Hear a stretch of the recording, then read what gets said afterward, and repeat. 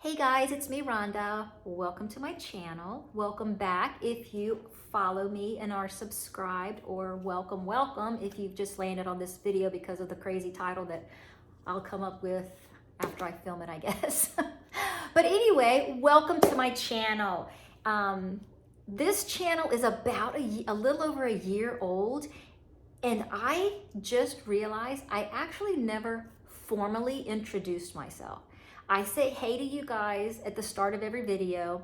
I drop little nuggets or little tidbits from my life that may apply to the video at the time that I'm sharing it, which probably doesn't make any sense to anybody. So I thought I would just kind of give a little history of who I am, where I came from, how this channel started, and just kind of go forward from there. So that way, when I make videos and I share little nuggets or drop little names and things like that, you kind of get a sense of who I'm talking about.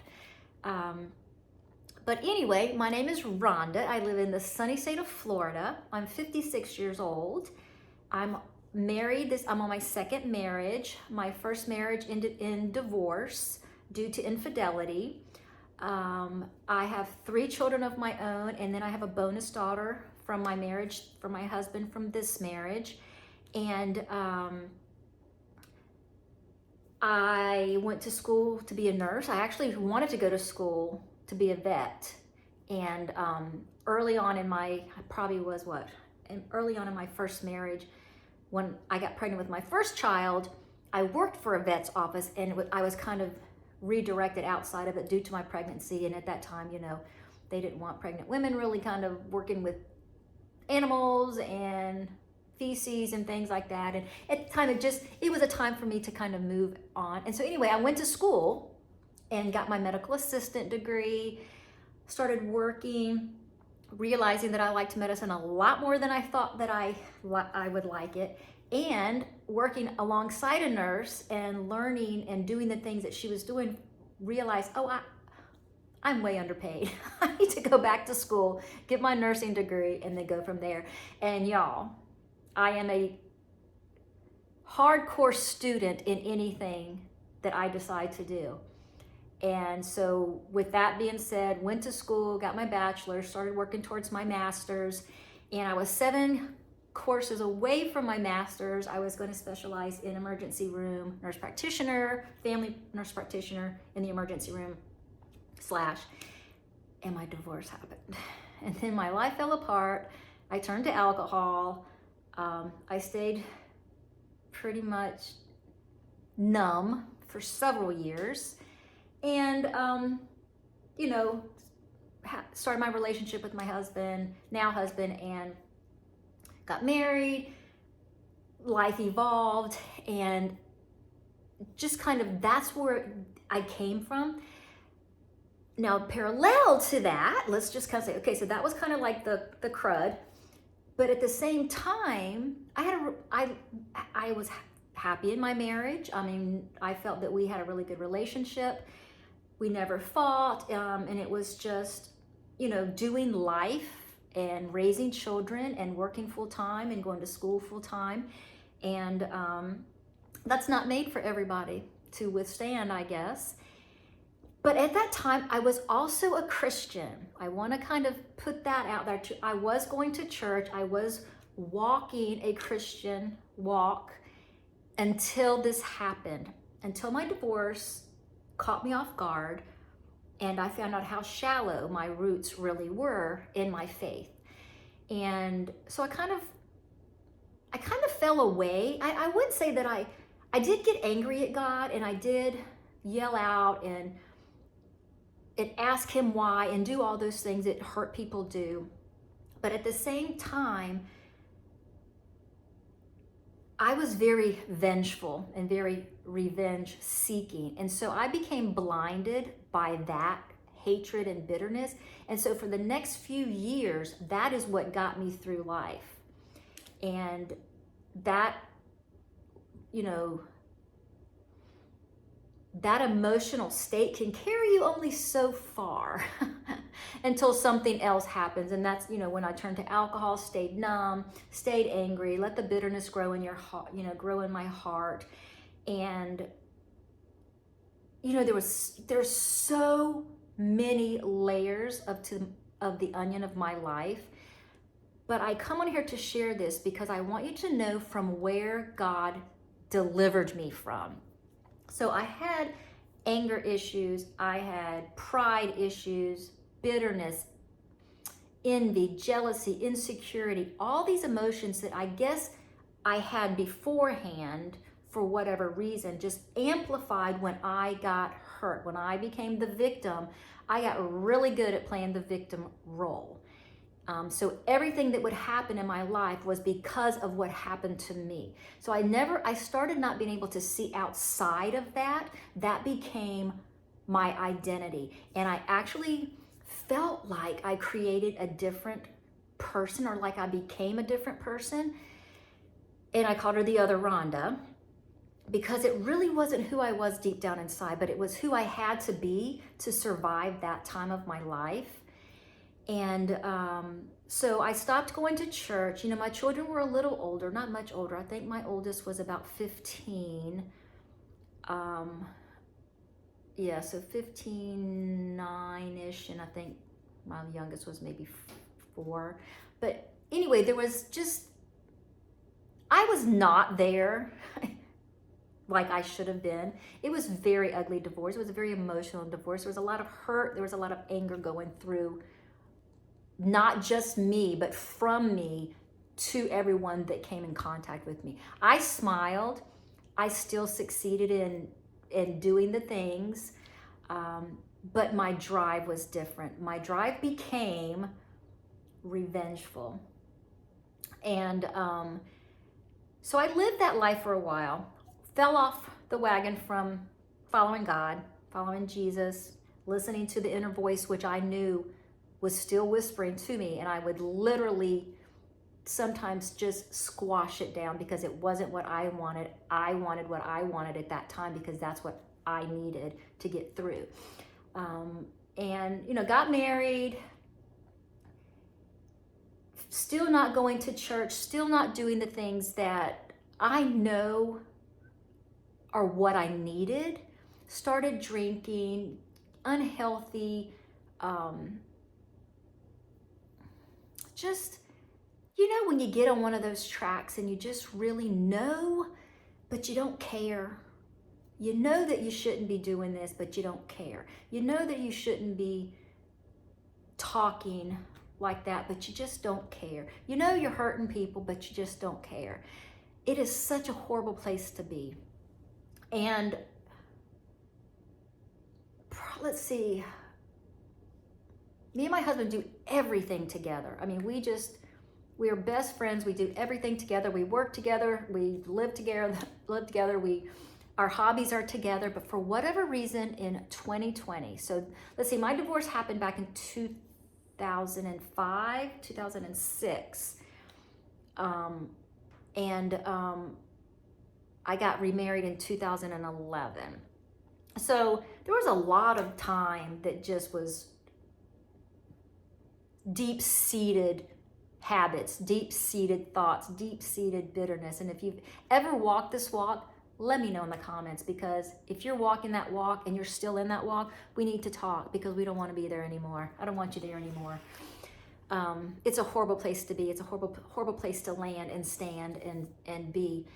And the longer you play that reel over and over and over and over in your head, the deeper the roots become. And I can promise you it is so much better on this side than it was there. But it takes work. It takes work. So in 2020, April of 2020, Easter of 2020, I think the lockdown and things were just kind of starting to happen. So our usual Sunday that my husband and we would go to the gun range together, and I decided to stay home.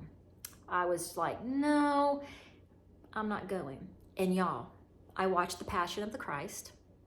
If you've never seen that, it is the hardest movie to ever watch. I tried watching it years and years before this happened, and I remember it was on an 8-track. No, not an 8-track. It was a DVD. So it was on a DVD that you put in there in the player. That's how old it was that had tried to watch it before.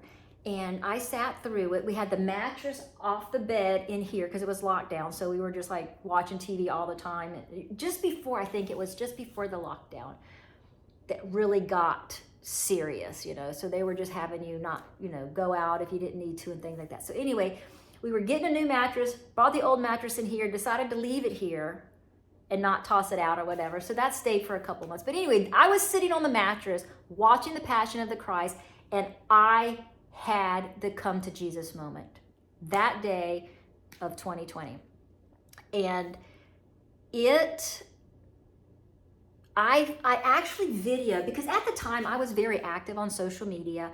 had been into network marketing, and we were all about self-promotion, personal development, put yourself out there, make friends with people so that you can make them, help them to become customers. And that's a whole nother video, y'all. I have got some past to share with you. But anyway, I'm just trying to give you a quick little introduction to me so that you can kind of know where I came from.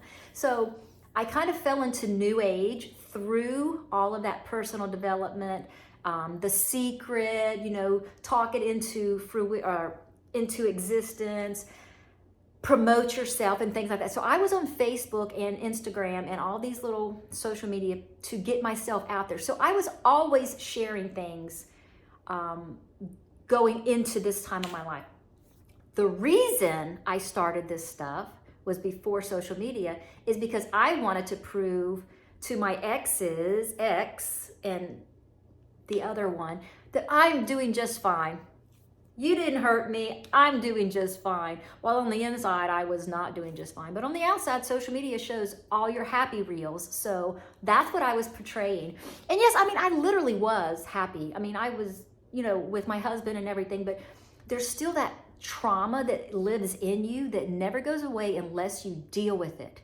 Unless you bring it to the surface, you give it room to breathe, and you deal with it, then, only then, can you actually say that you have dealt with it. But anyway, my story is all over the place.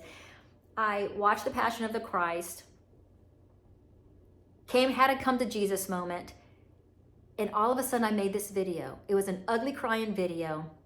I shared it because all I wanted people to do was to know Jesus. It was like at that moment, my life would never be the same. My direction of life literally changed. Now, December 26th of 2019, so just a few months earlier, I had started my sober journey. I had quit drinking. It was the day after Christmas. I was looking at some pictures of me drunk on Christmas with my family, me drinking. Of course, not everybody's drunk. Just at the time, you're drinking and you're enjoying yourself and you're doing your thing. You're celebrating. But I looked at those pictures of myself and it was like, wow, I never drank before my divorce. My dad was an alcoholic. I was not going to be an alcoholic, but that was the first thing of, what's it called? Coping. My first coping mechanism was to numb it. I don't want to feel this hurt. I don't want to feel this pain. I'm going to numb it. And so I didn't start drinking until my divorce. But when I did, I go big, go home. And so I just stayed in that. So anyway, December of 2019, I had decided that I had had enough. I was looking at those pictures. I got really depressed about it and could not understand for the life of me how I had got there. How did I get here? And all this time before, I had tried many times to stop because I knew it wasn't me. But the hurt was so strong in me that I could not overcome that. I would get to a day, 90 days or whatever, and think, oh yeah, I can do this. And then I would say, okay, I'm just gonna have a couple of drinks. I'm not a couple of drinks. I'm an all in or I'm not. There's just no halfway, there's no moderation. I am not that person. The reason I drank was to be numb. I did not drink to socialize. I do not drink to socialize. I drank to be numb and to be able to live life or whatever. And in 29 that day, the 26th of December of 2019, I said, I'm not doing this anymore. I am so embarrassed that I've gotten this where I was. And so I put it down. I started listening to podcasts on not drinking. I started reading books on not drinking. Everything that I would put in my brain when I was doing anything would be about sobriety. How do people stop drinking? Not AA stuff, but how, I think I listened to Annie Grace podcast or something. I think that's her name. And then I tore apart my kitchen, took everything out of the cabinets, and I would just occupy myself all the time when it would come to my thoughts, trying to, circle back around to drinking. And so anyway, I started my journey. And then so fast forward, now we're in 2020 when the craziness happens, and I was dead set on being sober. I was not gonna, sit in my house on lockdown and just drink my life away. The fear of the unknown and all that stuff. So anyway, I was sitting there watching The Passion of the Christ, had my come to Jesus moment, knew my life wasn't going to be the same after that, and still trying to do my sober journey on my own. And I hit day 84. And day 84, I even wrote it in my Bible, was the day that I went with my attitude and said, you know what? I'm an adult. If I want to go have a drink, I'm going to go have a drink. And I went to the freezer or to the refrigerator with my same Yeti cup that I would always drink my drinks out of, started filling it up with ice, and I heard whatever I heard in my head, in my heart. It sounded audible to me, but I know that it wasn't. I just heard that I have better things for you. I have better plans for you. This is not who you are.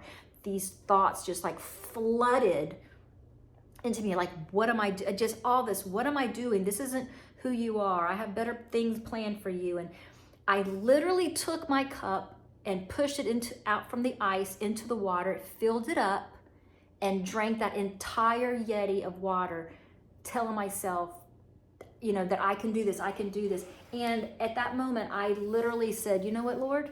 If this is what you want from me, if you have better things for me, you have to get me through this, because I cannot do it by myself. And I literally surrendered it on day 84. And I have not looked back. It is almost like he took the desire to be numb. It wasn't that I had a taste for it, because I hated the taste of the liquor or the mermaid wine or the mermaid seltzers that I would drink, or the Mike's Hard Lemonade, whatever. It wasn't that I liked them, but I liked the feeling that I got for it, the numbing that I got from it, the confidence to continue living, whatever. It's like at that moment when I surrendered that, all of a sudden, all I wanted to know was more about Jesus.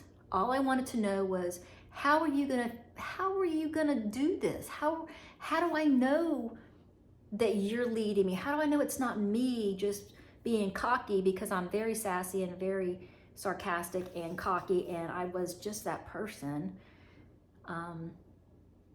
because that's what alcohol does. It just makes you 10 foot tall and bulletproof, or whatever they say. And so I just lived that for so long. I was like, how are you gonna fix that? How are you gonna change that? Anyway, I surrendered it to him.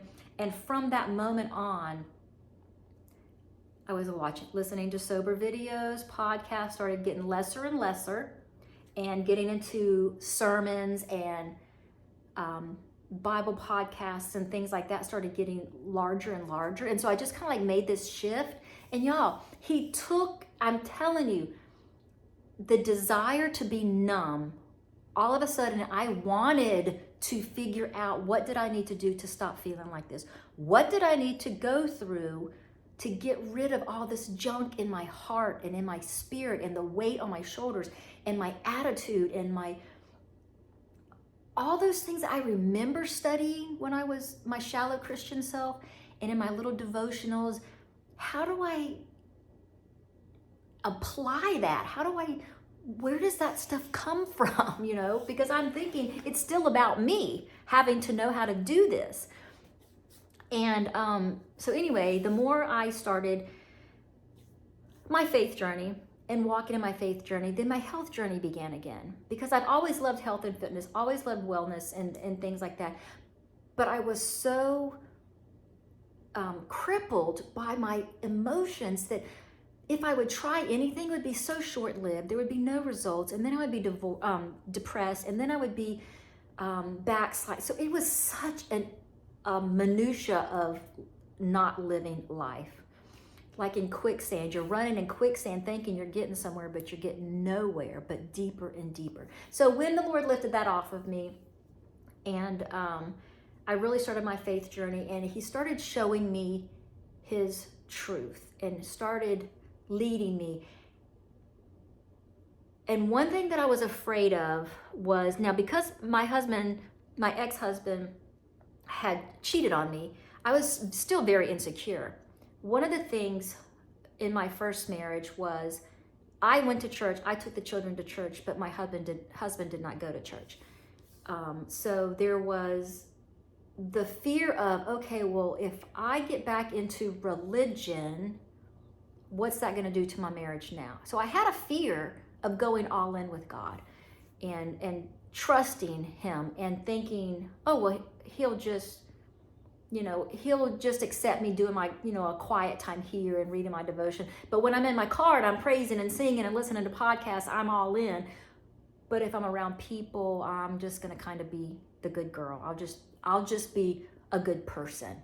And so I tried that walk for a little bit, and it just wasn't enough. God's like, no, girl, I've got you. I want you, all of you, not the few minutes in the car driving here, and then I want you to spill it all. And so I literally spilt it all. I gave him all my hate words, all my anger words, all my jealousy, all my fears, all my insecurities. I word vomited it out. Not that he didn't know, but I needed to say them out loud to get them out of me. I needed to acknowledge that whatever my part was that caused the infidelity, if it was anything I did, at this point now, I know it wasn't. It's sin. That's what sin does. But I can look at it now in hindsight and recognize it. And I owned up to, I'm like, whatever I did, if I wasn't a good wife, if I wasn't a good mom, if I wasn't a good worker, whatever it was in me, but the Lord he removed that and said, whatever you think it was from you, just know that you are made in my image. You are important. You have a purpose. And whatever that is still weighing on you, let it go. I got you. And when I laid into that and started watching my sermons, like before I would be watching, if Wade would walk in the room or something, I would turn it down because I didn't want him to think that I was going all Jesus freaky. He comes from a religious background. His parents are Jehovah's Witnesses. So he has a lot past religion hurt.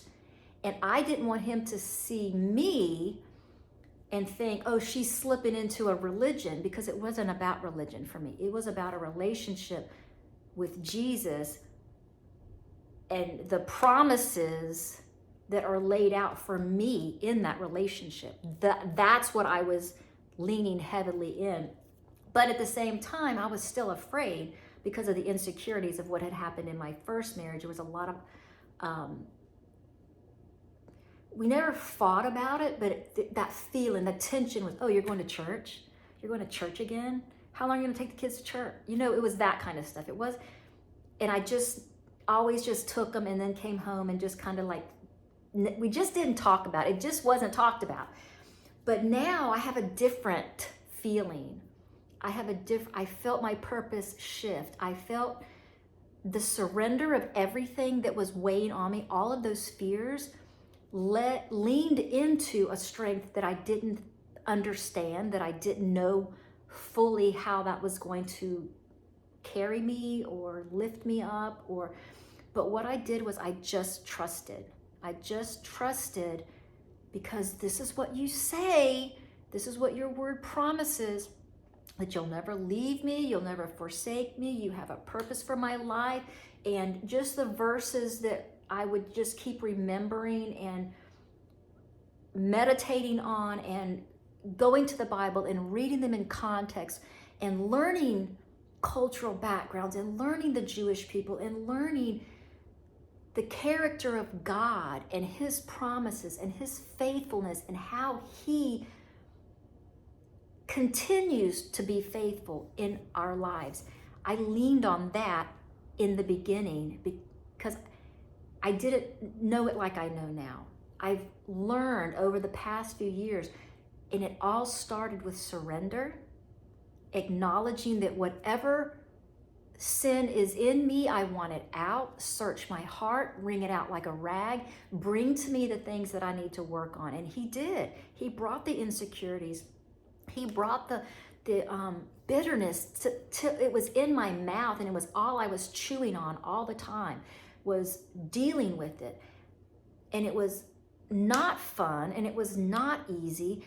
And I just kept trusting. And I don't ever want anyone to think that, oh, I'm going to just have this come to Jesus moment and my life's going to be better.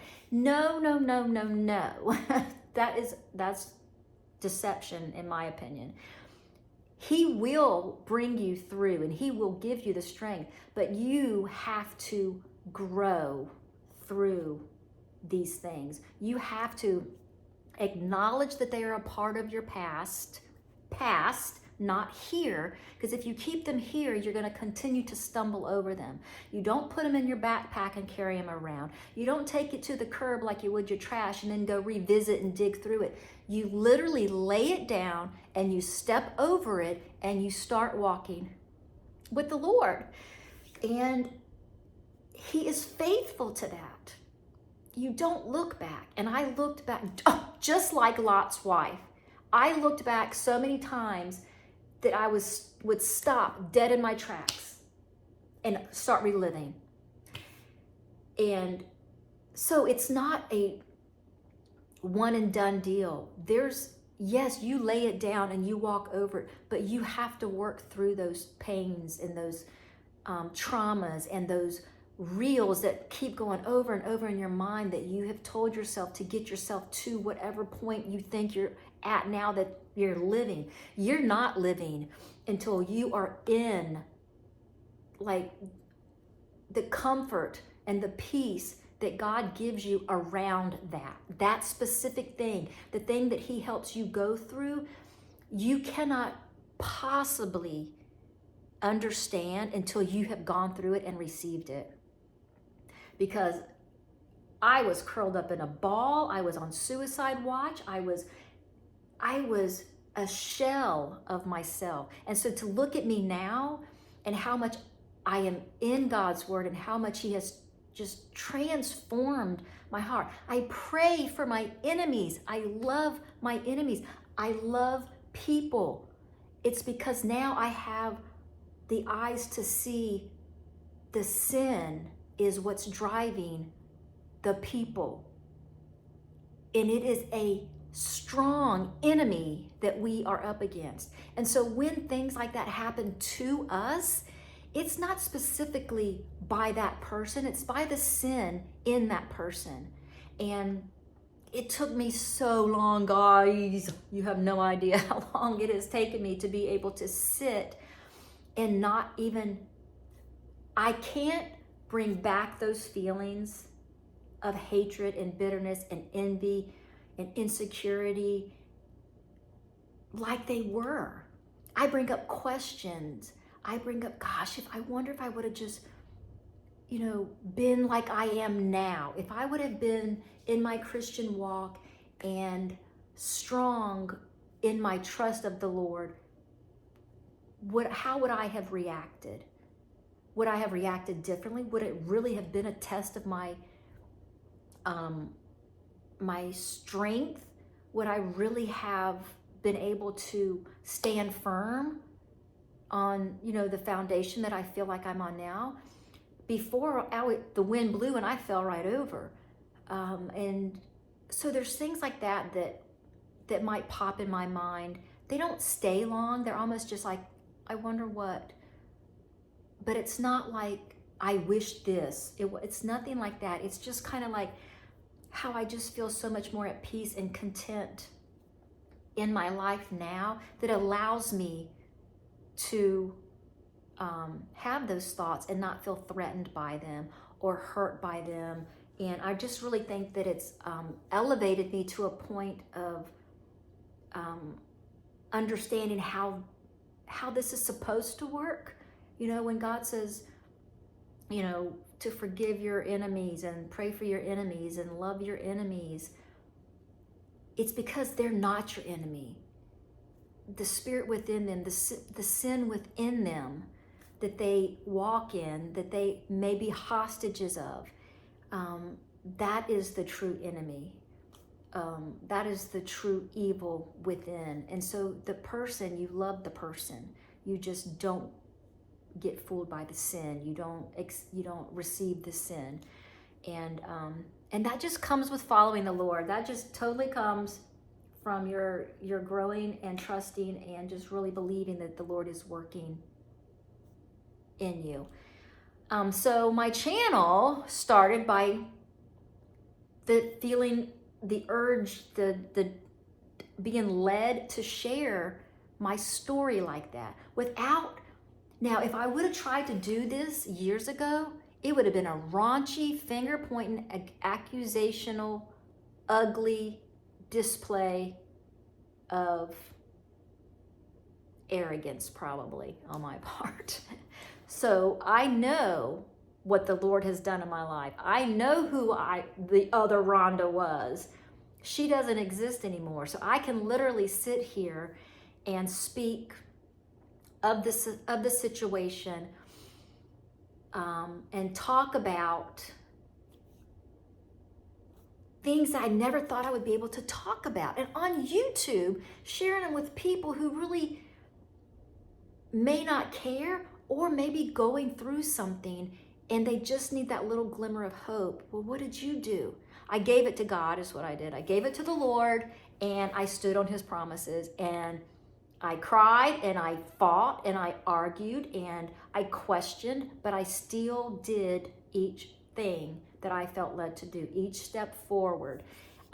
And I just stayed true to what I felt in being obedient to what. Study this, read this. And when I didn't know what to read, I would just open and I would read Ephesians, who are my identity. I would read Galatians, this is how you should be. These are the fruits of the Spirit that God is looking for my life to, how do you know you've been changed? Because you have these fruits to show that you are being changed. So I would read things like that, even though I didn't fully understand them. I just was led there. Read this, I never did the whole poke your finger on this verse and I'm going to stand on this verse. I would read the books, the whole book of Ephesians, the whole book of Galatians. My leg is going to sleep. The book of James. And, talking about taming the tongue and things like that. I had so much work that I had to go to work on. I'm not bragging that I had so much work. I'm just saying I had so much work. When you really start looking at yourself and being honest with yourself, you got a lot of work to work on. I still do, believe it or not. It's never gonna be completely done until he comes. But, anyway, the video is getting long. I just wanted to really introduce myself, where I come from. My children are grown now. My two older ones are in their 30s. My youngest is 26, and then my bonus daughter is 27. So my children are adult and they're doing their own life now. So I am in a season of my life that I have some extra time that I can spend working on myself. I know it's not for everybody. But you know what? God can do a lot in the 5 minutes that you really completely surrender to him than if you had all day long to spend in his word and, just really allow him to change you and you walk in obedience. Just give what you can give and really want to change and really allow him just to have everything of you. And it's not easy. I'd give something and I would take it back. I can take care of this. You take care of the hard stuff. Let me have this stuff. He wants the little stuff too. He wants it all. There is no, you take care of this, I'm going to take care of it all, he says. But you got to listen to me, you got to trust me, and you've got to grow through those kinds of things. And I know there's so many different kinds of traumas, and people are affected in so many different ways by things like, that I couldn't even imagine. But I know for me, this was life-changing. This was a life-changing traumatic event in my life. I don't think there will ever be, I pray that nothing, there will ever be anything that is to that magnitude. It just was so, it crushed me as a person. It literally crushed me. And so I'm very fortunate to be where I am right now. And it's only by the grace of God. It's not through any religion. It's not through any self-help book. It's not through any kind of, I don't know, whatever this new age stuff I was doing. None of that crazy stuff. It's not from any of that. It's literally from surrendering it to God alone and allowing him to just take it away completely and all.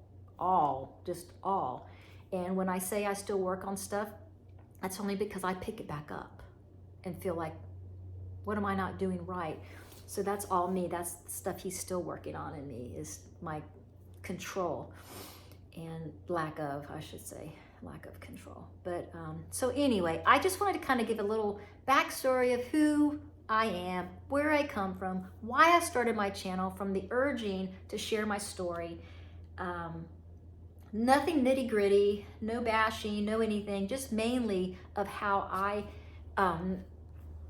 really restarted and recommitted my life that April of 2020 on that Easter. And just really from that day, I have not been the same. I tell you with every ounce of honesty in me, I have not been the same.